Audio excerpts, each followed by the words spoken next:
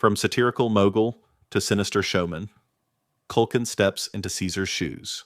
The announcement came straight from Lionsgate's headquarters, like a cannon shot echoing through the arena.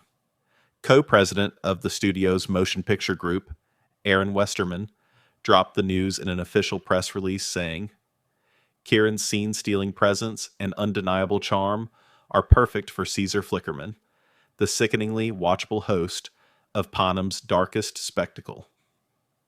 And she's not wrong. Culkin's razor-sharp sarcasm, unpredictable energy, and charismatic screen presence have turned him into Hollywood's most unpredictable and unmissable leading man. Producer Nina Jacobson, who shepherded the Hunger Games franchise since its cinematic birth in 2012, echoed the sentiment with her own take. Kieran's magnetism, wit, and unpredictability make him a perfect fit for Caesar Flickerman. A host like Caesar transforms brutality into entertainment, and an actor as layered as Kieran makes sure we don't look away. Let's be real, Kieran Culkin doesn't just walk into a scene, he annihilates it. From his jaw-dropping Emmy-winning performance in Succession to his recent Oscar victory, for A Real Pain, Culkin has carved out a lane that's equal parts chaotic and captivating. And that's exactly the kind of energy Caesar Flickerman demands. The legacy of Caesar Flickerman. A role bigger than the arena. Originally brought to life by the incomparable Stanley Tucci, Caesar Flickerman wasn't just the face of the Hunger Games.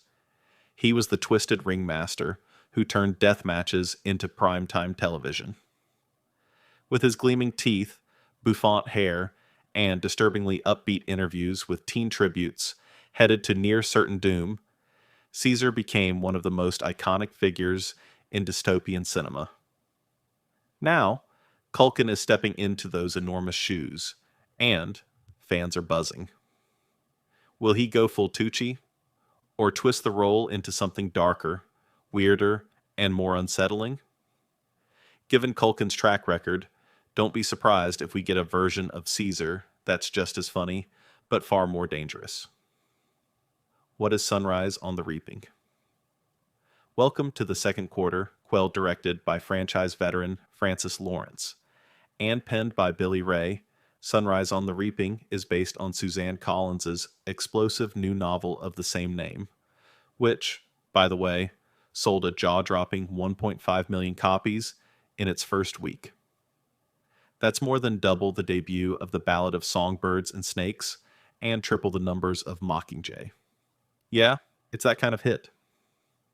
Set 24 years before Katniss Everdeen ever volunteered as tribute, the film transports us to the 50th Hunger Games, also known as the Second Quarter Quell, an especially cruel iteration of the games designed to remind the districts who's really in charge.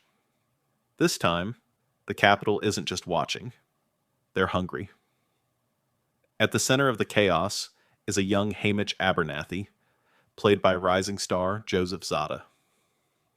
Long before he became Katniss's drunken mentor, Haymitch was a District 12 tribute with nothing to lose, and a deadly surprise up his sleeve. A cast that's burning bright. But Culkin and Zada aren't the only names on this high-voltage roster. The Sunrise on the Reaping cast reads like a Gen Z dream, and a Hollywood wish list rolled into one. Here's who else you'll see inside the arena, and the Capitol. Whitney Peak, McKenna Grace, Jesse Plemons, Kelvin Harrison Jr., Maya Hawke, Lily Taylor, Ben Wang, Elle Fanning, Ralph Fiennes, Molly McCann, Iona Bell. With this kind of ensemble, Sunrise on the Reaping is setting itself up to be more than just another prequel. It's aiming to be the Empire Strikes Back of the Hunger Games saga.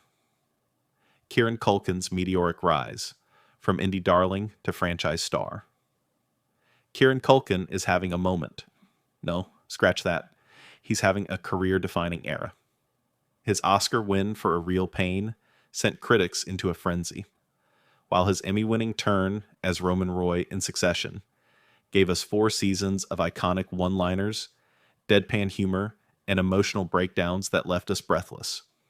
Now, Culkin is conquering Broadway with a sold-out run in Glengarry Glen Ross, while stacking blockbuster roles that prove he's no longer just Macaulay's little brother.